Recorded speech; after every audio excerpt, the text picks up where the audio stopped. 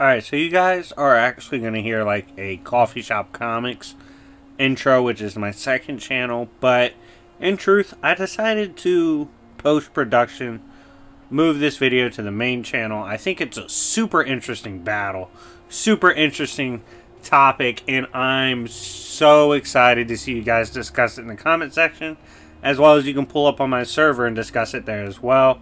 Make sure to smash the like button. Let's get this to 300 likes for more battles on the main channel. And shout out to my boy Dan for hopping on this, as well as subscribe if you haven't already. We're close to 20k.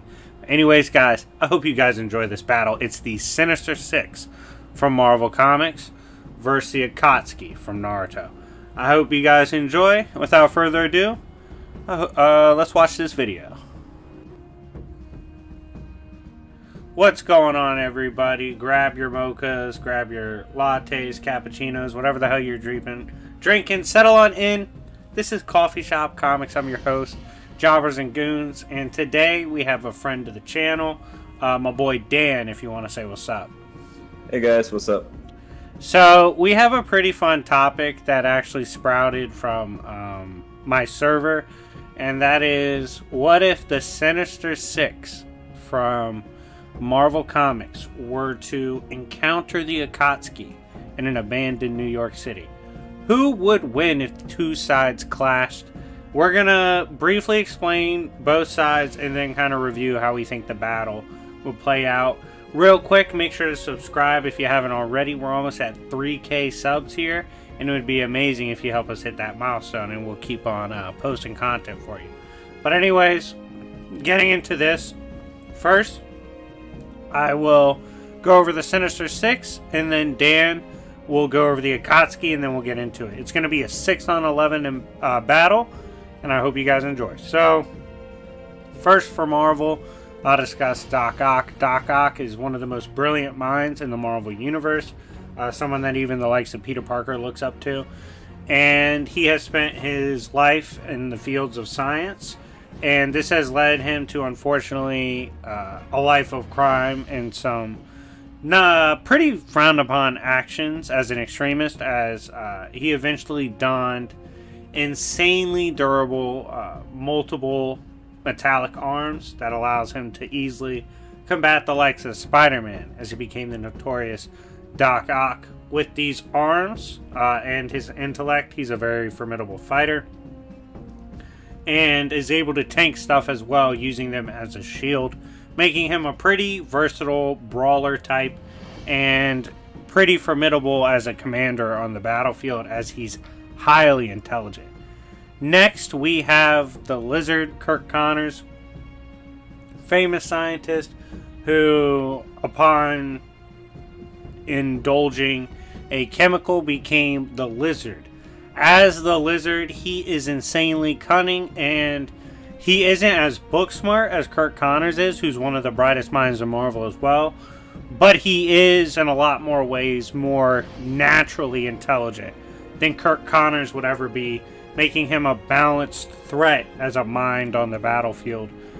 His durability and regeneration is very good, thanks to the genetics that have been enhanced by the serum. And he's easily been able to knock away the likes of Wolverine, Man-Thing, Spider-Man.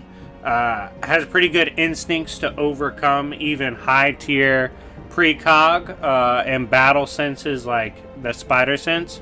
And overall, Lizard's a slept-on combatant in the Sinister Six. Next, we have the Vulture. No shock, Vulture is the jobber among the group. However, he does have pretty high-tech wings that allow him to go fast, including keeping up with the likes of the other rogues in the conversation, as well as Spider-Man. These wings allow him to also take pretty high-tier damage, and provides some aerial combat as well as projectiles for ranged combat, making him dangerous from the skies. Next, we have Kraven the Hunter. Out of all the characters here, Kraven the Hunter is the most gifted when it comes to battlefield intelligence. He's literally hunted everything on Marvel Earth, including ancient mythological beings and beings from other realms and dimensions. Kraven has plenty of gear to help him hunt, including stun rays that he has hidden in his coat, high tier adamantium weaponry, and other Marvel high tier metals, poisons, darts, all these things that makes him the apex of hunters in the Marvel Universe. Next, we have Sandman. Sandman is a character who perhaps has the most potential on the team, as genetically, obviously, he just controls and becomes sand, and you have to destroy the key, atom of him, his basic essence, to overcome him. This allows him to engage high-tier characters like the Hulk and the Thing, no problem, take hits from them and even overwhelm them, and allows him to manipulate the battlefield. For Naruto fans, basically think of him as like a god tier Gaara. We then have Electro. Electro being a being that can literally become a flow of electricity or lightning-like powers. This allows him to manipulate the battlefield easily, blitz characters that can keep up with Spider-Man in our Spider-Man tier. Makes him very hard to put down, as obviously he can transmute and become in an energy-like state, and overall is one of the most, if not the most dangerous member of this team, pound for pound. I do believe that's all 6 of them. So that's the Sinister Six and what they bring to the table very briefly. And now we got to go over the 11 Akatsuki members, which I'm going to let my boy Dan go ahead and do. Thanks. So, the Akatsuki are an extremely dangerous group of S-Class Missing Nin who their whole job is to basically capture these world-ending Biju that can destroy continents, so they gotta be pretty cool. The first one we actually meet is Orochimaru. People don't normally include him in the conversation, but we're throwing him in there. He is one of their biggest assets. He's got some crazy scaling. He is immune to poisons, he has crazy regeneration, he can summon snakes. He has all sorts of elemental jutsus to throw at the Sinister Six. He's gonna be a major thorn in their side. The next group of Akatsuki we see are Deidara and Sasori in the first arc of Shippuden. Deidara is an extremely dangerous shinobi who can fly around on his clay bird, dropping down bombs on the opposing team, and he has some crazy insane explosives that could catch someone if they're not careful. His partner Sasori is a very dangerous ninja with the ability to manipulate hundreds of puppets at once, and he has sand that he can also manipulate similarly to Gar or Sandman, although not to the same degree. That's cool with a poison, so if he attacks anyone and gets in their bloodstream, it could be over. The next two we meet are Kakuzu and Hidan, the zombie combo. They're known for being extremely unkillable, even to people that can dish out continent-level explosions. Hidan himself literally can't die due to an unexplained connection to some kind of death god. And Hidan, and Kakuzu, he is a strange creature who has affected himself to turn into this weird Frankenstein wire monster that you have to kill 5 times in order to actually put down due to his 5 hearts. Those 5 hearts also give him access to 5 elemental attacks, fire, wind, earth, water, and lightning. And then moving on to the very big hitters of the team, we have Itachi and Kasame. Kasame has insane hydrokinesis. He can drop entire lakes on his enemies. He can summon armies of sharks, he can regenerate, and he can consume the chakra of his enemies. Although that's not going to do him a whole ton of good here because the Sinister Six don't really have chakra. But his partner Itachi is probably going to be the MVP. The infamous Solo King himself. He has the Yadamir, which can deflect any attack. The Totsuka Blade, which can absorb and defeat any opponent. He has a Madarasu, which can set things on fire as hot as the sun. He has the Susanoo with 360 defense. He has varieties of genjutsu. His normal genjutsu enough to put even the likes of Orochimaru paralyzed for the long term, and his Tsukuyomi is explicitly effective. It can put someone into his own dimension where he can control space and time, and it's basically unblockable. And then we have Pain and Konan. Konan's not really doing much. She's kind of the jobber of the team, but she does have some cool stuff. She can kind of turn into paper, fire off paper bombs, do some flying around. It's not half bad. And Pain is one of the deadliest members of the Akatsuki. His real body is actually way far away from the battlefield, where his 6 bodies use the 6 paths of pain to attack. They can do things like summon unstoppable animals, absorb chakra, manipulate gravity to the degree that they can destroy entire cities or create new planets above the battlefield. They can turn themselves into cyborgs and steal your soul and a bunch of other weird stuff. And it's a real pain in the ass to try to fight. And in my opinion, the most powerful member of the Akatsuki, we've got Obito, who is fast enough to give a really deadly challenge to the 4th Hokage, Minato, and Obito has the most hack stability in all of Naruto Kamui. He can avoid all attacks and put you into his own Kamui dimension. And that's the Akatsuki. They not the easiest group of people to fight. Did you mention Zetsu? I don't remember. Just like Kishimoto, I forgot to put Zetsu in until the very end, where out of nowhere. Zetsu comes in. He is the spy of the team. He doesn't have a whole ton to do. He can try to take over your body, but without prep time, that's really about it. Arguably the weakest member of the Akatsuki without prep time. Alright, dope. So we have both sides briefly explained. And if you want an in-depth, detailed video on either, let me know. We can do it here on the channel. As well as my boy Havoc, a member of the coffee shop, is going to be covering the Sinister Six as well as like all the Spider-Man villains. So definitely check his channel out because he's got content dropping soon.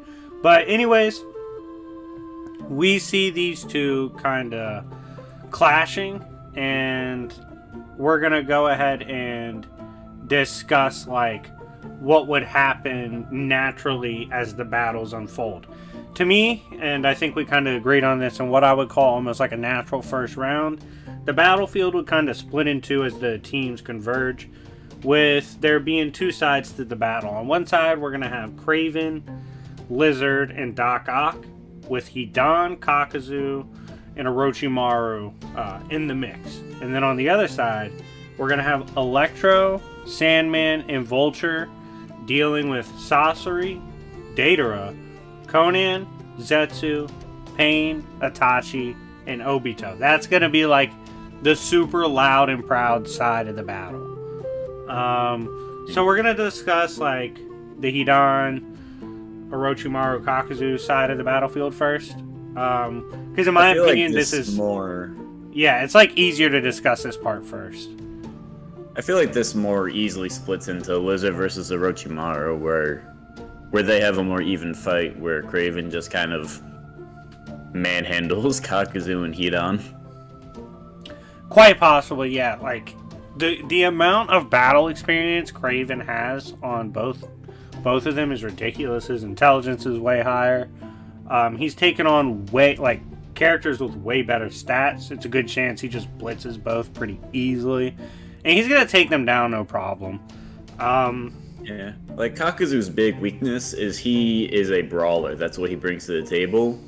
But when he's up against people who are fighting heavy hitters like Spider-Man all the time, it's just not gonna work against someone like Kraven.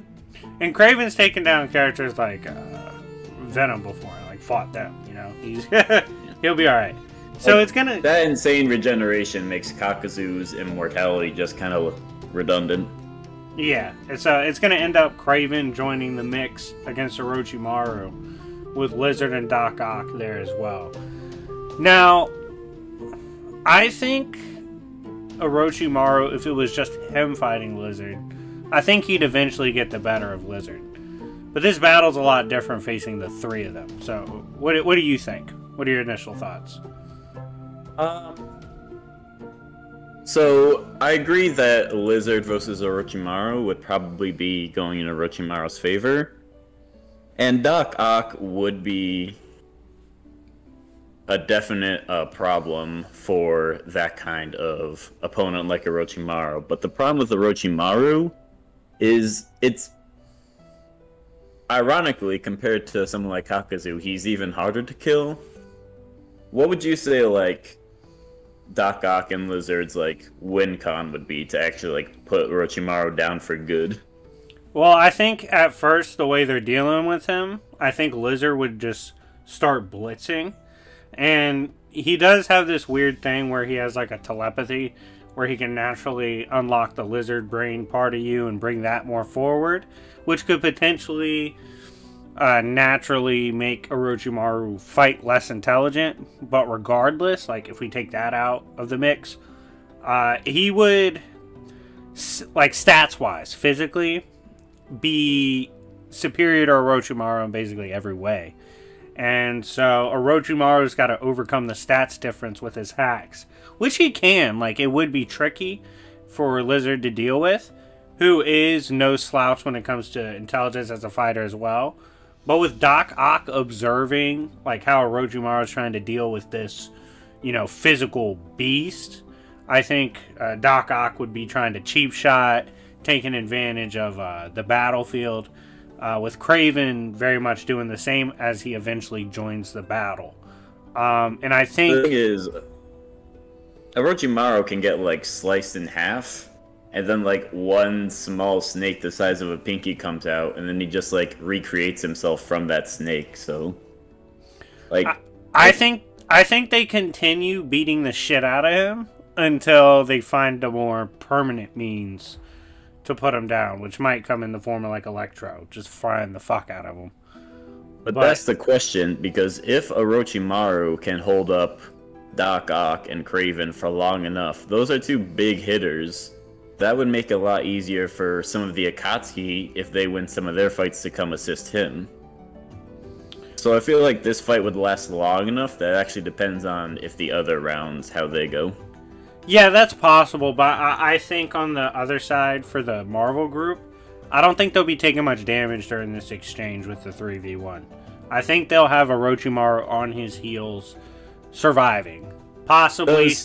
Orochimaru... Actually, you know what? No. Let's be a little more realistic. I think Orochimaru at this point, with the 3v1, when he's getting dragged, I think he'd make his way over to the other side. I think he'd try to just take it, get away and create separation. Get to where his remaining teammates could possibly help him. So now here's a danger that Orochimaru could. Here's a trick he could pull. His blood makes the air around him poisonous, yeah. Toxic. Craven would... Doc Ock... No. Craven would immediately smell it coming and would tell Doc Ock to get out of there. But does that make it so Doc Ock can't even participate in the fight with Orochimaru if the air around Orochimaru is just becoming deadly? Craven and...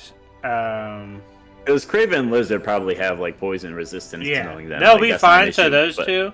Those two will Doc probably... Ock is the one that... So Doc Ock would probably back off. Those two would keep engaging. And then Orochimaru would still make his way over to the side. So I guess at this point we should probably discuss the other side of the battles. Yeah. So I feel like the first two that would interact would be the fast flyers, which would be Conan and Datara versus Vulture. True. Like, the others would get there, like, real quick, but I feel like that's, like, the first hit. Like, and I feel like depending on how this goes, one of them could take the other ones out, like, real quick. I think Vulture... I don't think he just runs down on Datara, given how big Datara's thing he flies around on is. I think he would be taking pot shots at those two and keeping them on their heels. Potentially getting closer to Conan, but getting knocked back because she can detonate. I don't see him being a true threat to both of them. I could definitely see him beating Conan, potentially, but...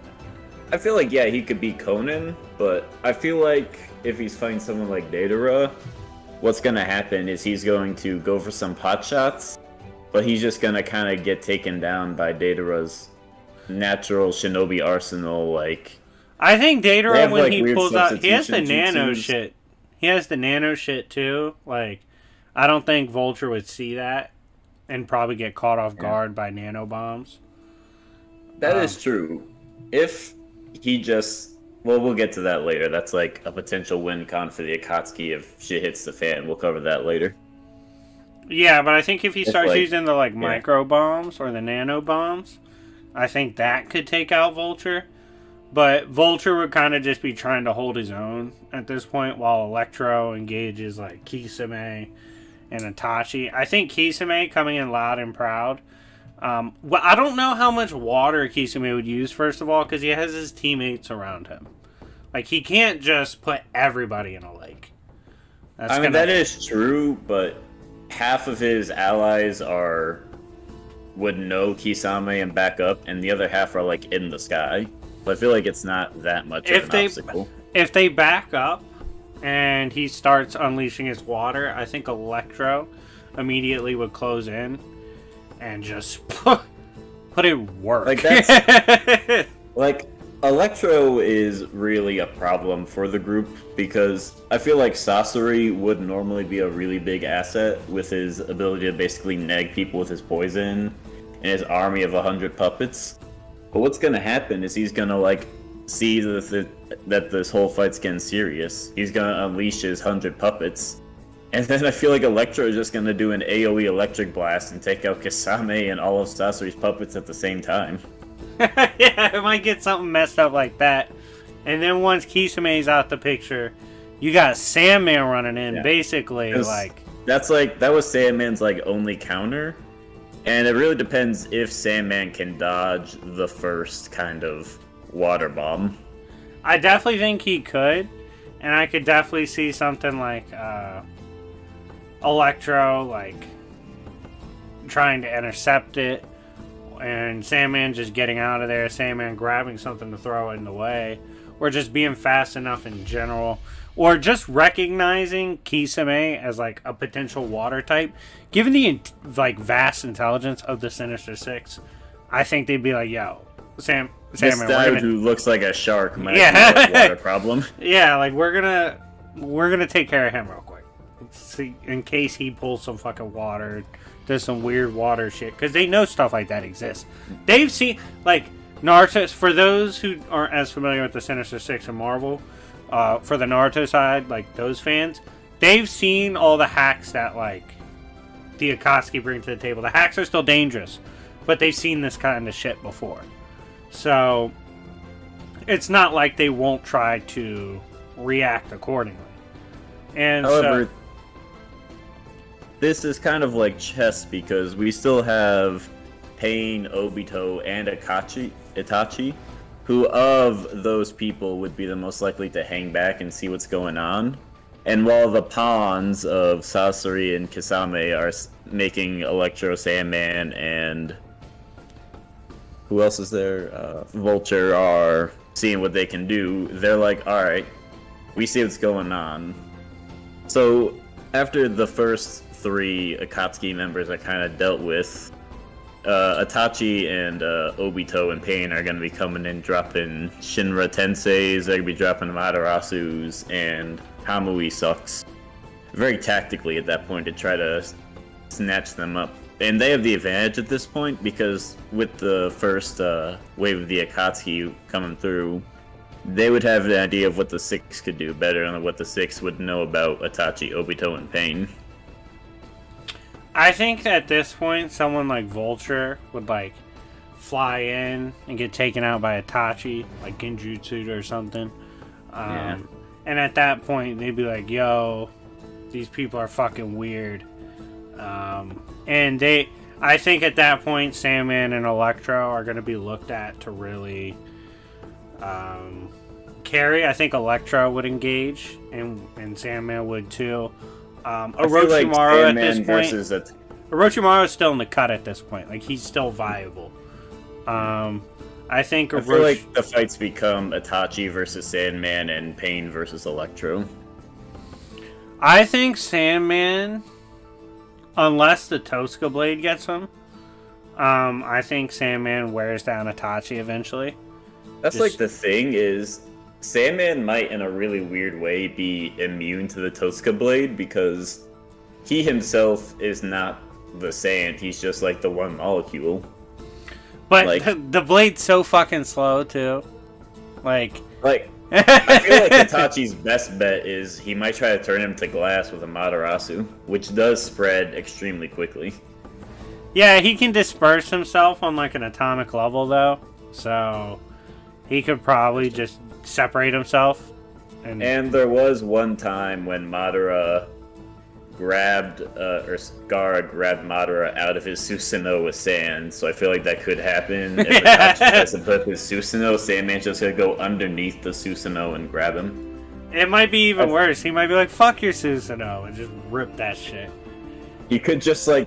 The Susanoo is not as big compared to Sandman at like his full size. Like, Sandman could just swarm it. Sandman's unfortunately like a hard counter to Itachi, because Itachi like... Sandman doesn't even really have eyes, it's just sand. Like, I don't even know if he could genjutsu him properly. And while he's dealing with sand, Electro could send like a blast through the cracks of his defenses. Like, and I think Itachi, with stamina problems, I think he goes Before down. anyone in the comments starts saying that people with the Sharingan and Otsutsuki are designed to put anything under a genjutsu, that's cool, but everyone they put under genjutsu has always had eyes. Show me them putting a rock under genjutsu and then we can talk. Oh, yeah, it's gonna get weird, and I think he takes him down. I think Sandman at that point would take out Orochimaru, who's still being annoying. Yeah. Maybe Sand Burials him or something. Or Electro might try to do it. At this point, Obito and Pain are the outs. They gotta get them out of there. How do you see that going? Now, see, that's tricky, because Pain, in a really weird way, can absorb Sage Chakra, which is made of, like, actual energy. So it is kind of weirdly implied that Pain can absorb certain types of actual energy and not just chakra. How would his absorption work against Electro? How do you see that going? If he just has it absorbing, because when it's absorbing, it's omnidirectional. I think if he starts trying, I think he would probably get overwhelmed by the energy of Electro. Electro's like actually, I don't think you can get overwhelmed by it. It's described as a bottomless pit. The Sage mode? His ability to absorb energy, the Rinnegan absorption. Yeah, I also don't know if it's fast enough, or like, I think Electro could avoid it, or if he starts getting absorbed, he could get out of it, and disperse himself. That could also be a problem. I don't think it's strong enough to just naturally, passively pull him in. Now, what if Pain just sees like 90% of his team goes down, is like, alright, it's sentient, because he's still sentient, so it might be a little more complex than just natural energy, you know? What if he just says, like, fuck it, and tries to do the Chibaku Tensei and absorb them all into his black hole? What's the Sinister Six counter to that? Sandman could break out of it. Electro potentially could punch through it. Doc Ock's arms might be strong enough. If Lizard's still alive, Lizard could potentially punch through it. But yeah, I think like Sandman's punched hard enough to like rock the thing. He could definitely punch through it. Well, like, can you really... The thing is, they always have to use, like... I don't know if you can...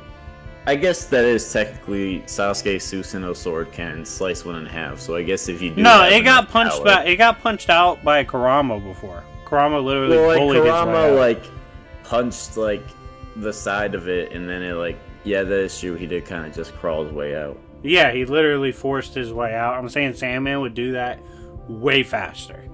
So that is true. That is true. So Pain's gonna be like, "What the fuck?" and then he's gonna. Sandman will be pissed at that point.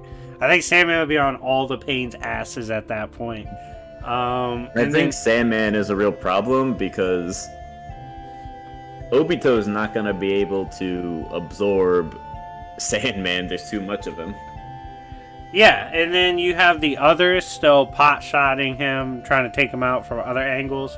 And then they basically have to wait on Obito to, like, materialize. And Pain, what if Pain tries to steal Sandman's soul? Because he still has a soul, it's in the 1 grain of sand. I think he'd have to. I guess he'd have to go through the rest of his. He'd have to be so. It's like a 1 in a billion chance, literally, because he has to find that 1 grain of sand out of all the billions, if not trillions. That is like the one bearing his soul. That's a hard ask. I think eventually. I think it'd be tough. I do think they'd lose a few people, but I do think they eventually overwhelm the Akatsuki. I think people like Kraven survive. I think Sandman, Electro survive. I think that the Sinister Six regularly will defeat the Akatsuki more times than not. But the Akatsuki do have win conditions, but they're very specific and circumstantial. Yeah, people like Sandman and Electro in particular are basically everyone talks about the Akatsuki's hacks. Like Sandman and Electro blow their hacks out of the water. Like they have everyone one way to kill them. If you're in the comments like, "Oh, this scales to Bijou bombs and all that," Sandman punches Hulk and Thing. Like, let's end the discussion there. They hit fucking harder, and they've gotten hit by way harder than a Bijou bomb and stuff like that. That's why the Sinister Six work so well as a team in the comics. Spider-Man always exploits their specific weaknesses, but when they work as a team, they cover each other's weaknesses extremely well.